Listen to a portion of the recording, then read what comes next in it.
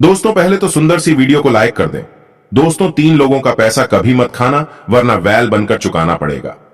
दर्शक बंधु, प्राचीन समय की बात है। एक लखीमपुर नामक शहर था। उस लखीमपुर नामक शहर में एक लाखा सेठ रहा करता था। लाखा सेठ बहुत बड़ा पैसे वाला था। सेठ चारों दिशाओं में प्रसिद्ध था। अकूत धन दौलत सेठ के पास में थी। सेठ के घर में किसी बात की कोई कमी नहीं थी। सेठ के पास इतना धन था कि सेठ लोगों को ब्याज पर धन देता था। उसने एक नियम बना रखा था कि कोई भी व्यक्ति उससे कर्जा ले जा सकता है, और सेठ कर्जा भी 2 तरह का देता था। एक तो इसी जन्म में लौटाने के लिए और दूसरा अगले जन्म में लौटाने के लिए। चाहे कोई कितना भी पैसा सेठ से उधार ले जा सकता था।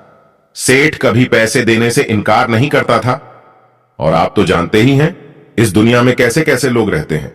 अगर किसी को यह पता लग जाए कि यह आदमी अगले जन्म के लिए कर्ज दे रहा है तो फिर उसके पास पैसे लेने वालों की भीड़ लगी रहेगी। चोर और बेईमान लोग पैसा लेने में कमी नहीं रखेंगे। सेठ के द्वार पर हर रोज पैसे लेने वालों की लाइन लगी रहती थी। लोगों को लगता था कि सेठ के पास बहुत पैसा है और सेठ बिल्कुल महामूर्ख आदमी है, इसलिए सेठ अपने धन को अगले जन्म की कहकर लौटा रहा है। कोई ईमानदार स्वभाव का होता तो वो इसी जन्म में लौटने की बात कहकर सेठ से पैसे उधार ले जाता था, और जो बेईमान लोग होते थे वे अगले जन्म की कहकर सेठ से पैसे उधार लेते थे। उनको लगता था सेठ महामूर्ख है। लोग इस जन्म में भी पैसे लौटाने की नहीं सोचते हैं। अगले जन्म में भला कौन इसे देने आएगा। यह तो पागल है जो अगले जन्म की आस लगाए बैठा है। अब तो मित्रों, अगर किसी को किसी चीज की आवश्यकता पड़ती थी तो वो फौरन सेठ के दरवाजे पर पहुंच जाता था, और सेठ भी बड़ा उदार हृदय का था। उसने 2-4 मुनीम अपने पास इसी कार्य के लिए बैठा रखे थे कि जो कोई भी पैसे लेने आए उसे पैसे दिए जाए। कोई भी उसके दरवाजे से निराश नहीं जाना चाहिए। मुनीम कर्ज लेने वाले की मांग के अनुसार उसे पैसे दे देते थे। कर्ज लेने वाले से सेठ एक ही बात पूछता था कि यह पैसा इसी जन्म में चुकाओगे या अगले जन्म में। ज्यादातर लोग तो अगले जन्म की कहकर पैसे ले जाते थे। सेठ के मुनीम पैसे लेने वाले का नाम पता सब अपने रजिस्टर में चढ़ा लेते थे। अब ऐसे मौके का फायदा भला कौन नहीं उठाएगा। लोग अपना नाम पता खुशी खुशी सेठ के रजिस्टर में लिखवा जाते थे और उससे मुंह मांगा पैसा ले जाते थे। सेठ को इस बात से कोई फर्क नहीं पड़ता था कि कोई उन्हें पैसे लौटाने आएगा कि नहीं आएगा। इसी तरह सेठ का काम निरंतर चलता रहा। अब देखिए बंधुओं, किसी गांव में 2 व्यक्ति रहते थे। दोनों व्यक्ति कोई काम धाम तो करते नहीं थे। उनका काम था जुआ और सट्टा खेलना, चोरी और बेईमानी करना। वे दोनों इतने हराम खाऊ थे, कभी कहीं काम करने नहीं जाते थे। 20 सालों से उन्होंने कभी कोई काम नहीं किया था। वे हमेशा चोरी डकैती करने में लगे रहते थे। एक दिन उन्होंने कुछ लोगों के मुंह से सुना। लोगों ने कहा, अरे भाई, तुम कहां इन गरीब लोगों का धन लूटते रहते हो? तुम लाखा सेठ के पास क्यों नहीं चले जाते? वो तो लोगों को मुंह मुंह मांगा पैसा उधार देता है। अगर तुम्हें पैसा लौटाना है तो इसी जन्म की कहकर ले आना। अगर नहीं लौटाना है तो अगले जन्म की कहकर पैसे ले आना। सेठ दोनों तरह से पैसे उधार देता है। दर्शक बंधु, लाखा सेठ के बारे में सुनकर वे दोनों चोर बड़े खुश होते हैं। उन्होंने विचार किया कि इससे अच्छी बात क्या होगी। सेठ जब अगले जन्म के लिए ब्याज पर पैसे उधार देता है तो क्यों ना हम दोनों को चलकर उसी सेठ से खूब सारे पैसे उधार ले लेना चाहिए। चलो चलते हैं। कम से कम 5-5 लाख रुपए उससे उधार लेकर आएंगे ताकि हमारे 10-5 साल बढ़े आराम से निकल जाए। मित्रों, इस प्रकार दोनों दोस्तों ने विचार किया, और विचार करने के बाद वे दोनों सेठ के घर को चल पड़े। घर वाले उनकी कोई चिंता फिक्र नहीं करते थे, क्योंकि वे दोनों शुरू से ही आवारा किस्म के थे। प्रिय मित्रों, पहले पैदल का जमाना था। चलते चलते दोनों लखीमपुर आ जाते हैं, और लखीमपुर आकर के सेठ के पास पहुंच जाते हैं। उसके बाद सेठ से कहने लगे, अरे सेठ जी, हमने तुम्हारा बड़ा नाम सुना था और हम पर बड़ी गरीबी चल रही है। बच्चे भूखे प्यासे मर रहे हैं। हमें पैसों की बहुत बड़ी आवश्यकता है। क्या हमें पैसे उधार मिल सकते हैं? सेठ कहने लगा, हां हां, क्यों नहीं। जितने चाहो उतने रुपए ले जा सकते हो। तुम घबराओ मत, बताओ कितने रुपए चाहिए। अब सेठ की बात सुनकर के वे दोनों चोर कहने लगे कि देखो सेठ जी, हमें इस जन्म के लिए तो पैसे नहीं चाहिए। हम तो अगले जन्म में पैसे लौटा पाएंगे। सेठ जी कहने लगे, हां हां, कोई बात नहीं है। आप अगले जन्म के लिए ले जाओ, हम कब मना कर रहे हैं। आप बताइए तो सही, कितने पैसे चाहिए आपको? हम तो अगले जन्म के लिए भी पैसे देते हैं। मित्रों, इस प्रकार सेठ की बात सुनकर वे दोनों मन ही मन बड़े प्रसन्न होते हैं और आपस में विचार करने के बाद कहने लगे, सेठ जी, ज्यादा नहीं, बस 5-5 लाख रुपए हम दोनों को दे दीजिए ताकि हमारे बच्चों का पालन पोषण हो सके। दोनों चोरों की बात सुनकर सेठ जी अपने मुनीम से कहने लगे कि मुनीम जी, इन दोनों को 5-5 लाख रुपए दे दीजिए। मित्रों, मुनीम ने फौरन सेठ की आज्ञा का पालन किया और दोनों को 5-5 लाख रुपए पकड़ा दिए। 5-5 लाख रुपए लेकर वे उन पैसों को अपनी जेब में रखकर दोनों चल देते हैं। सेठ ने दोनों का नाम पता पूछकर अपने बही खाते में उनका नाम लिख लिया कि फलाने फलाने व्यक्ति ने अगले जन्म में चुकाने के लिए 5-5 लाख रुपए का कर्जा लिया है। पैसे लेकर दोनों बड़े खुश होते हैं और विचार करते हैं कि भैया, अगला जन्म किसने देखा है। सिर तो बड़ा मूर्ख था जो हमें पैसे दे दिए। अब इन पैसों से अगले जन्म की तो हमें नहीं पता, पर यह जन्म हमारा बड़े आनंद से कट जाएगा। हमें जीवन भर चोरी करने की और जुआ खेलने की जरूरत नहीं पड़ेगी। मित्रों, ऐसा दोनों मन में विचार करते हुए खुश होते हुए चलते चले जा रहे थे। अब आगे क्या होता है, वे दोनों पैदल पैदल चलते चले जा रहे थे। चलते चलते उन्हें रास्ते में रात हो जाती है। फिर उन्हें एक गांव दिखाई देता है। वे सोचने लगे कि चलो इसी गांव में आज की रात गुजारेंगे। जब वे गांव में पहुंचे तो गांव में उन्होंने रोकने की कोशिश की, परंतु वहां किसी ने उन्हें रोकने के लिए नहीं कहा, क्योंकि वो दोनों देखने से ऐसे लग रहे थे कि दोनों कोई बदमाश हो। और उनको यह भी डर सता रहा था कि उनके पास इतने सारे रुपए हैं, कोई उनसे उनका रुपया न छीन ले। फिर काफी सोच विचार के बाद उन्होंने वहां रुकने का फैसला किया। मित्रों, गांव से बाहर एक तेली का घर पड़ता था। वे उस तेली के घर के दरवाजे पर जाकर उससे कहने लगे कि भैया, हम तुम्हारे यहां रुकना चाहते हैं। आज की रात कट जाएगी तो सुबह हम यहां से चले जाएंगे। भाई, हम तुम्हारा खाना भी नहीं खाएंगे, केवल सोने के लिए हमें बिस्तर दे देना। और एक चारपाई तेली कहने लगा, भाई, मेरे पास एक ही चारपाई है। एक काम करो, मेरे तबेले पर एक खाट पड़ी हुई है और वहां मेरा एक बैल और एक भैंसा बंधा हुआ है। तुम जाओ, जाकर आराम से बाहर सो जाना और मेरे और पशुओं की रखवाली भी करते रहना। दर्शक बंधु, वे दोनों उस तेली के तबेले में रुकने के लिए चले जाते हैं। जब दोनों मित्र उस तबेले में रुक जाते हैं तो तेली तो अपने घर को चला जाता है और इधर वे दोनों चोर उस तबेले में पड़ी खाट पर सो जाते हैं। परंतु दोनों को नींद नहीं आ रही थी, क्योंकि दोनों के पास काफी पैसे थे और उन्हें डर लग रहा था कि कोई उनसे उनके पैसे छीन न ले जाए। इसलिए दोनों जागते हुए आपस में बातें कर रहे थे। इस प्रकार मित्रों, रात्रि के 12 बज जाते हैं। उधर उस तबेले में एक भैंसा और एक बैल जो बंधा हुआ था। वो भैंसा कहता है, अरे भाई बैल, तुम सो रहे हो या जाग रहे हो? देखो, मेरी बात ध्यान से सुनो। मेरा और तुम्हारा बस आज रात तक का ही संग है। कल सुबह मैं तुम्हें छोड़कर चला जाऊंगा। बैल बोला, क्या कह रहे हो? तुम हमें छोड़कर चले जाओगे? क्यों चले जाओगे? तब वो भैंसा कहता है, देखो भैया, मैंने पहले इस तेली से कर्जा लिया था और उस कर्जे को मैं चुका नहीं पाया। तो देखिए, मुझे तेली के यहां वैसा बनना पड़ा और इसने आज मेरी कोढ़े मार मार कर यह हालत बना दी है। मुझसे एक एक पैसे की वसूली ब्याज सहित की है। मैंने इससे इतना कर्जा लिया था, उसका 1000 गुना पैसा इसने मुझसे वसूल किया है और अब मेरा जो कर्ज था वो बिल्कुल चुक गया है। मैं अब इस तेली के कर्ज दर से मुक्त हो गया हूं और प्रातःकाल में तेली के घर एक सानी चारा खाऊंगा और चारा खाने के बाद मैं यहां से चला जाऊंगा। उसके बाद मैं शरीर छोड़ दूंगा। हे बैल भैया, हमारे साथ बस इतना ही लिखा था। भैंसे की बात सुनकर बैल कहने लगा कि बात तो तुम्हारी ठीक है। हे भैया, तुम तो मुक्त हो गए। वैसे चलूंगा तो मैं भी। यदि 2-4 घंटे तुम और रुक जाओ तो मैं भी इस तेली के कर्ज से मुक्त हो जाऊंगा। मुझे इसकी एक घानी सरसों की पिराई करनी है। मुझे इसका कोलू 4 घंटे और चलाना है। उसके बाद एक कसाई आएगा और उस कसाई पर मेरे पूर्व जन्म के रुपए चाहिए थे।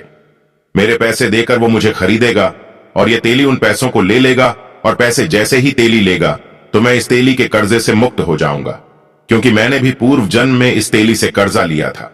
मैंने इसका पूरा कर्जा चुका दिया है, क्योंकि कुछ तो इसने मुझसे काम करवाकर इसका जो कोलू चलाया है उससे वसूल किया है और शेष बचे हुए पैसे वो कसाई दे जाएगा और मैं थोड़ी दूर कसाई के साथ चलूंगा और उसके बाद मैं मर जाऊंगा। मित्रों, ये बात उन दोनों मित्रों ने जब सुनी तो वे सोचने लगे, ये क्या बात है, हमें देखना चाहिए। इधर बंधुओं, जब प्रातः काल होता है, जब दिन निकला तो तेली आता है और तेली ने आने के बाद उन दोनों को खाने को चारा डाल दिया। भैंसे ने चारा खाया और चारा खाने के बाद वो भैंसा वहीं पर गिर जाता है, उसका प्राणांत हो जाता है। मित्रों, जब भैंसा मर जाता है तो तेली बड़ा दुखी होता है कि हाय, मेरा वैसा मर गया। उधर भी दोनों चोर आपस में विचार करते हैं, अरे भाई, बात तो बिल्कुल सही है। जैसा हमने रात सुना था उसी हिसाब से यह घटना घटी है। इसका मतलब इस भैंसे ने तेली से कर्ज लिया था। अब सवाल यह है कि क्या यह बैल भी मरेगा? चलो इसको भी देखते हैं। अब दोनों चोर वहां पर रुककर देखने लगते हैं। इधर तेली ने बैल को कोलू में लगाया और 23 घंटे उस बैल से अपना कोलू चलवाया। फिर कुछ देर के बाद एक कसाई आता है। कसाई ने तेली से कहा, अरे भाई, क्या तुम अपने बैल को बेचोगे? तेली ने कहा, हां भाई, मैं इस बैल को बेच दूंगा। कसाई ने पूछा, तो बताओ कितने पैसे लोगे? अब तेली कसाई को बैल की कीमत बताता है। तेली ने जितने पैसे मांगे थे, कसाई ने उतने पैसे देकर उस बैल को खरीद लिया और वो बैल को खरीदकर उसे लेकर जाने लगा। उधर वे दोनों मित्र कहने लगे, देख भाई, बैल ने कहा था कि कसाई आएगा, कसाई आ भी गया और तेली ने बैल भी बेच दिया। अब हम इसके पीछे पीछे चलते हैं और देखते हैं रास्ते में ये बैल मरेगा कि नहीं। मित्रों, जैसे ही वे कुछ दूर तक उस कसाई का पीछा करते हैं तो गांव से बाहर निकलकर जैसे ही गांव की सीमा को पार किया, वैसे ही बैल पछाड़ खाकर गिर जाता है और बैल का प्राणांत हो जाता है। प्रिय मित्रों, अब तो उन दोनों मित्रों के पैरों तले जमीन खिसक जाती है। दोनों आपस में बातें करने लगे कि भैया, बात बिल्कुल सच हो गई। उस भैंसे ने तेली से कर्जा लिया था, इसलिए वो तेली के घर का हिस्सा बना और तेली के पैसे चुकाकर मर गया। उसी तरह बैल ने भी कर्जा लिया था। जब वो पूर्व जन्म में कोई मनुष्य होगा, वो भी तेली का पैसा चुकाकर मर गया। इससे सिद्ध होता है कि अगर कोई किसी का पैसा खाता है तो उसे बैल या भैंसा बनकर चुकाना पड़ता है। इसी तरह हम सेठ से पैसा उधार लेकर आए हैं। लगता है अगले जन्म में हमें भी सेठ के यहां कोई ना कोई पशु बनकर यह पैसा चुकाना पड़ेगा। दर्शक बंधुओं, दोनों ने आपस में विचार किया कि अब क्या करना चाहिए।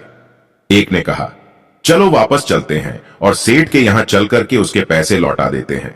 सेठ जब पूछेगा कि पैसे क्यों लौटाने आए हो, तो उससे कह देंगे कि हमारे पास पैसों की व्यवस्था हो चुकी है, आप अपने पैसों को जमा कर लीजिए। इस प्रकार बंधु वे दोनों सेठ के पास चल देते हैं और वापस लखीमपुर लाखा सेठ के पास आ जाते हैं।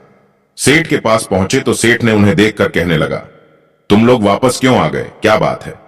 तब दोनों चोर कहते हैं, सेठ जी, थोड़ी देर पहले हम आपसे जो पैसे ले गए थे, उन पैसों को वापस करने आए हैं। दरअसल हमारे पास और कहीं से पैसों की व्यवस्था हो गई। अपने पैसे वापस लेकर उस रजिस्टर से हमारा नाम काट दीजिए। मित्रों, सेठ जी ने अपना बही खाता देखा तो बही खाते में लिखा था कि अगले जन्म के लिए पैसे उधार लिए थे। तो सेठ जी कहने लगे, भाई, यदि इस जन्म के लिए तुम पैसे उधार ले जाते तो मैं ये पैसे लेकर उन्हें जमा कर लेता, परंतु तुमने तो पैसे उधार लिए हैं। अब तो मैं इन पैसों के लिए जमा नहीं कर सकता। अब तुम्हें ये पैसे अगले जन्म में ही चुकाने पड़ेंगे। दर्शक बंधुओं, जब यह बात सेठ की सुनी तो उन्होंने सेठ से फिर कहा कि नहीं सेठ जी, आपको ये पैसे लेने पड़ेंगे। मित्रों, अब तो सेठ उन पैसों को लेने से साफ इनकार कर देता है और वे दोनों जबरदस्ती उन पैसों को देना चाहते थे। काफी मिन्नतें करने के बाद भी सेठ ने वो पैसे नहीं लिए। अब तो निराश होकर दोनों अपने घर की ओर लौटकर जाने लगते हैं और विचार करते जा रहे हैं कि हमें इस सेठ का बैल बनना पड़ेगा और ये सेठ डंडे मार मार कर 11 पैसे का हमसे हिसाब बराबर करेगा। अब हम क्या करें? हमने तो सेठ का कर्जा लेकर मुफ्त में ही मुसीबत पाल ली। दोनों सोचते हुए चलते चले जा रहे थे। मित्रों, जब चलते चलते एक जंगल में पहुंचे और उस जंगल में एक चौराहा था। उस चौराहे पर दोनों लोग एक वृक्ष के नीचे बैठ जाते हैं और विचार करते हैं कि हमें सेठ के यहां जन्म लेना पड़ेगा और सेठ न जाने कितनी हमें यातनाएं देगा और तब ये पैसे हमसे वसूलेगा। दोनों आपस में विचार कर रहे थे। तभी एक चोर बोला कि भैया, मेरे दिमाग में एक युक्ति आई है। हम एक काम करते हैं, जितना भी 10 लाख रुपया हमारे लिए सेठ ने दिया है, उससे इस जंगल में देखिए कहीं भी पानी का कोई साधन नहीं है, यहां एक सुंदर तालाब बनवा देते हैं। दूसरा कहने लगा, भाई, बात तो तुम अच्छा कह रहे हो। मित्र, इस प्रकार दोनों ने विचार विमर्श करके फैसला कर लिया कि हम सेठ के इस कर्ज से, इस पैसे से यहां पर एक बड़ा सा तालाब बनवाएंगे। फिर क्या था, उन्होंने पड़ोस के गांव से मजदूर बुलवा लिए और बाहर एक तालाब की खुदाई शुरू करवा दी। कुछ ही समय में उन्होंने एक बहुत सुंदर तालाब का निर्माण करवा दिया। तालाब के चारों ओर हरे भरे पेड़ पौधे लगवा दिए। चारों तरफ सुंदर सुंदर सीढ़ियां बना दी। तालाब नीचे से पक्का करवा दिया और चारों ओर से उसे सपाट रखा। उस तालाब के पास एक अपने लिए रहने को कोठरी बनवा ली, अर्थात वह एक कमरे का निर्माण करवा लिया। अब क्या था, वे दोनों उसी तालाब के किनारे उसी कमरे में रहने लगे। मित्रों, सेठ के यहां से जितने पैसे को लेकर आए थे, सारा पैसा उन्होंने उस तालाब में लगवा दिया। दर्शक बंधुओं, अब कुछ दिन के बाद जब वर्षा ऋतु आती है तो चौराहा तो वहां पर था ही, होता क्या है कि बरसात का पानी चारों तरफ से आता है और वो तालाब पानी से लबालब भर जाता है। कुछ समय बाद तालाब में जो गंदगी आई थी, वर्षा ऋतु के पानी के साथ वो गंदगी धीरे धीरे बैठ जाती है और तालाब में बिल्कुल स्वच्छ पानी हो जाता है। धीरे धीरे उस तालाब का पता इधर उधर के गांव के लोगों को पढ़ा तो वे लोग अपने पशुओं को उसमें पानी पिलाने के लिए लाने लगे। परंतु वो दोनों चोर जिन्होंने तालाब बनवाया था, एक लाठी लेकर के उस तालाब की सुरक्षा करने लगे और जो भी कोई पानी पिलाने आता था उसे दूर से ही भगा देते थे कि भाई साहब, इस तालाब में पानी पीना और पिलाना सख्त मना है, ये हमारे सेठ जी का आदेश है। मित्रों, उन्होंने तालाब के किनारे एक बड़ा सा बोर्ड लगा रखा था और उस बोर्ड पर तालाब के मालिक के रूप में उसी लाखा सेठ का नाम लिखवा दिया था, क्योंकि वो उसे सेठ के पैसों से ही तो तालाब बनवाया था। श्रोताओं, अब तो इसकी सूचना आसपास के गांव में फैल जाती है कि एक इतना सुंदर तालाब सेठ ने जंगल में बनवाया है और उसमें बहुत सुंदर पानी है, परंतु उस पर 2 पहरेदार रहते हैं। वे दोनों पानी नहीं पीने देते हैं। जो भी व्यक्ति आता है, जो भी पशु आते हैं, वे उन्हें पानी पीने से पहले ही भगा देते हैं। गांव वालों ने मन में विचार किया कि ऐसा करते हैं, 10-20 व्यक्ति मिलकर चलते हैं कि वे हमें पानी क्यों नहीं पीने दे रहे। हमारे पशु अगर इसमें पानी पी लेंगे तो क्या बिगड़ जाएगा। अगर किसी को पानी नहीं पीने देना है तो फिर यह तालाब ही क्यों बनवाया। अब तो मित्रों 10-20 आदमी और उस पड़ोस के गांव से मिलकर उन दोनों के पास आते हैं और कहने लगे कि भाइयों, एक बात बताओ, तुमने इतना सुंदर तालाब बनवाया है, इसमें आपने 10-20 लाख रुपए की लागत लगाई है, फिर भी आप इसमें पानी क्यों नहीं पीने देते हो। तो वे दोनों चोर कहने लगे, भाई ग्राम वासियों, हमारी कोई कमी नहीं है, हम तो लखीमपुर के लाखा सेठ के नौकर हैं। यह तालाब तो लखीमपुर के लाखा सेठ ने बनवाया है और उसका आदेश है कि किसी को पानी नहीं पीने दिया जाएगा। अब जब मालिक का आदेश नहीं है तो हम क्या कर सकते हैं। कुछ गांव के लोग कहने लगे, यह तो गलत बात है। कुछ लोग उस सेठ से नफरत करने लगे, उस सेठ को गाली देने लगते हैं। कुछ उसे कोसने लगे कि सेठ ने जब तालाब बनवाया है तो फिर पानी क्यों नहीं पीने देता है। दोनों चोरों ने कहा, देखो भाई, हम इनकार नहीं कर रहे हैं, लेकिन पहले आप लाखा सेठ से अनुमति ले आइए। अगर सेठ कह देगा तो फिर पानी पीने से हम किसी को नहीं रोकेंगे। कुछ बोले, भैया बात तो ठीक है नौकरों की, क्या गलती है, जैसा मालिक हुक्म वैसा ही तो नौकर करेंगे। मित्रों, अब तो 10-20 लोग मिलकर लखीमपुर लाखा सेठ के पास को चल देते हैं और जब वे सारे लोग उस सेठ के पास पहुंचते हैं तो एक साथ इतने सारे लोगों की भीड़ देखकर सेठ आश्चर्यचकित रह जाता है। सेठ सोचने लगा कि हमसे कोई गलती तो नहीं हो गई, कहीं ये लोग मिलकर हमें मारने तो नहीं आए। अब तो मित्रों सेठ डर के मारे उन सब से सेठ दूर से ही राम राम करने लगा और हालचाल पूछने लगा। सेठ ने उन सबको बड़े सम्मान से अपनी बैठक में बुलाया, जलपान कराया। उसके बाद में आने का कारण पूछा। अब तो सारे गांव वाले वैसे भी क्रोध में ही थे। वे सब कहने लगे, अरे सेठ जी, आपने इतना सुंदर तालाब बनवाया है, जब किसी को पानी नहीं पीने देते हो तो आपके तालाब बनवाने का क्या फायदा। तालाब नाम सुनकर सेठ चौंक जाता है, कहने लगा, भाइयों आप किस तालाब की बात कर रहे हैं, मैंने तो कोई तालाब नहीं बनवाया है, आप लोग गलत कह रहे हैं। गांव वाले बोले, नहीं सेठ जी, हम इतने लोग पागल नहीं हो सकते, हम अपनी आंखों से देखकर आ रहे हैं।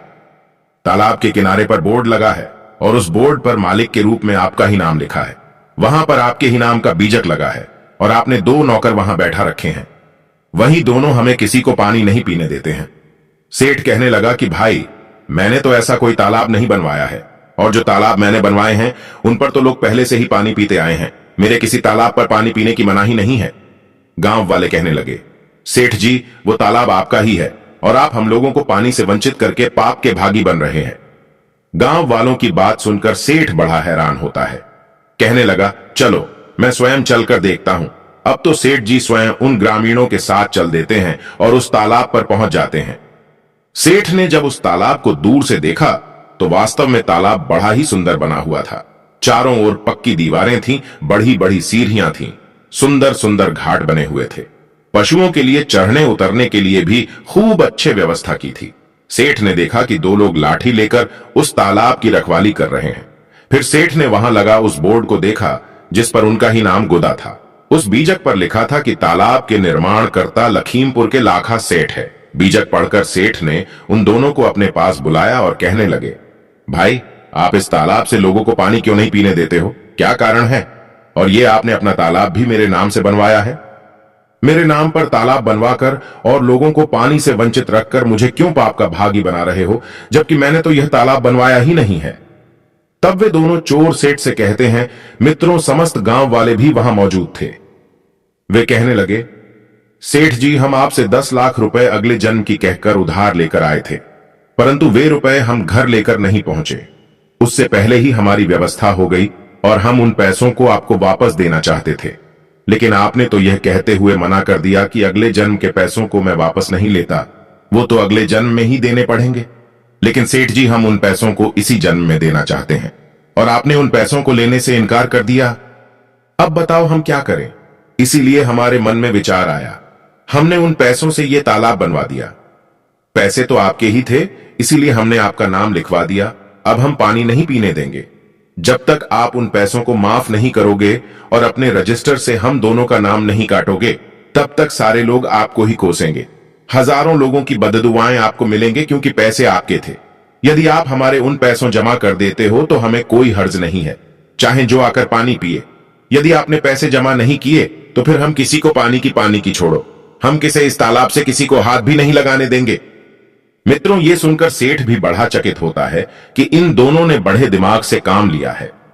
गांव वाले कहने लगे कि ये दोनों बहुत अच्छे आदमी हैं, देखो इन्होंने कितना सुंदर तालाब बनवाया है। सेठ जी आप इनका कर्ज माफ कर दो। सेठ जी कहने लगे, देखो भाई मैं अगले जन्म के पैसों को तो माफ नहीं करता। तब वे दोनों कहने लगे, कोई बात नहीं, मत करो माफ, हम किसी को पानी भी नहीं पीने देंगे और इस पाप के भागी जिंदगी भर आप बनोगे। अब आप सोच लो आपके नाम से कितना अपराध होगा। सेठ की बात समझ में आ जाती है कि मेरे पैसे और मेरे नाम का ये लोग दुरुपयोग करेंगे और मैं नरक भागी बनूंगा। सेठ कहने लगा, कोई बात नहीं है, मैं तुम्हारे पैसों को अभी जाकर जमा करता हूं, परंतु तुम इन गांव वालों को पानी पीने दीजिएगा। न जाने कितने पशु, कितने जानवर, कितने पक्षी पानी पीने के लिए इस तालाब पर आते हैं और तुम उन्हें भगा देते हो। मेरे से तो यह बहुत बड़ा पाप हो रहा है। मित्रों इस प्रकार सेठ ने उन दोनों के पैसों को जमा कर दिया और रजिस्टर से उनका नाम भी काट दिया। इस प्रकार वे दोनों बहुत प्रसन्न होते हैं और अपने घर चले जाते हैं। उस दिन के बाद उन्होंने कभी किसी की न तो चोरी की, न कभी जुआ खेला, न किसी की बेईमानी की। उनके अंदर ब्रह्म ज्ञान जागृत हो जाता है। दर्शक बंधुओं इस कहानी का मूल्य उद्देश्य यह है कि अगर हम किसी का एक पैसा भी मुफ्त का खाते हैं तो वो हमें किसी न किसी रूप में चुकाना ही पड़ी जाता है। अगर हम किसी के धन की बेईमानी कर लेते हैं तो याद रखना उस धन को पता नहीं उसने कैसे कमाया था। यदि उसने वो धन अधर्म के रास्ते पर चलकर कमाया होगा तो उस पाप का भागीदार उस धन को खाने वाला बनेगा। मित्रों बेईमानी का धन खाने वाला दूसरे के पाप भी अपने ऊपर ले लेता है और उस धन को 1000 गुना ज्यादा करके किसी न किसी रूप में उसे चुकाना ही पड़ता है। यदि आप यह सोचकर बैठ जाएं कि हमें इसका पैसा नहीं देना है तो मित्रों यह बात निश्चित मान लेना, जिसका पैसा आप खा रहे हैं या खाया है उसके यहां आपको या तो भैंसा बनना पड़ेगा या फिर बैल बनना पड़ेगा। कहने का मतलब है किसी न किसी रूप में उसका वह पैसा आपको चुकाना ही पड़ेगा।